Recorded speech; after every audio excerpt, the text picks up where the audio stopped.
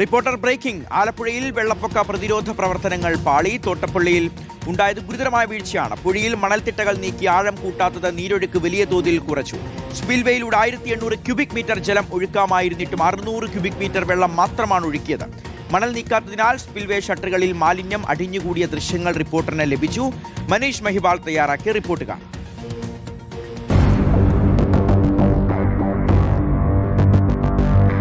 മഴക്കാലത്ത് കിഴക്കൻ മലയോര മേഖലകളിൽ നിന്ന് കുട്ടനാട്ടിലേക്ക് എത്തുന്ന ജലം യഥാക്രമം അറബിക്കടലിലേക്ക് പോകാൻ ബ്രിട്ടീഷ് ഭരണകാലത്ത് നിർമ്മിച്ചതാണ് തോട്ടപ്പള്ളി സ്പിൽവേ. എന്നാൽ ഇത്തവണ ഇറിഗേഷൻ വകുപ്പിന്റെ ഭാഗത്തുനിന്നുണ്ടായത് ഗുരുതരമായ വീഴ്ചയാണ്. ഒരു സെക്കൻഡിൽ 1800 ക്യൂബിക് മീറ്റർ പോകേണ്ട ജലം പക്ഷേ ഇപ്പോൾ പോകുന്നത് 600 മീറ്റർ മാത്രമാണ്. ഇങ്ങനെ മഴക്കാലത്ത് ഒഴുക്കിവിടുന്നത് 1800 മീറ്റർ, അത്രയും വ്യാപ്തിയിൽ ഒഴുക്കിവിടുമ്പോൾ വെറും 1/3 ജലം മാത്രം ഒഴുക്കിവിടുന്നു എന്ന് മാത്രമല്ല, ഈ പൊഴിമുഖത്ത് ആഴം കൂട്ടിയില്ല എന്ന ഗുരുതര വീഴ്ചയുണ്ടായി. നിലവിൽ സ്വാഭാവികമായി മുറിഞ്ഞ 100 മീറ്റർ മാത്രമുള്ള വീതിയിലാണ് മണൽ മാറി ജലം കടലിലേക്ക് ഒഴുകുന്നത്. പക്ഷേ ഇവിടെ 100 മീറ്റർ അല്ല, 400 മീറ്റർ വേണം. സ്പിൽവേയുടെ വീതി 365 ആണ്.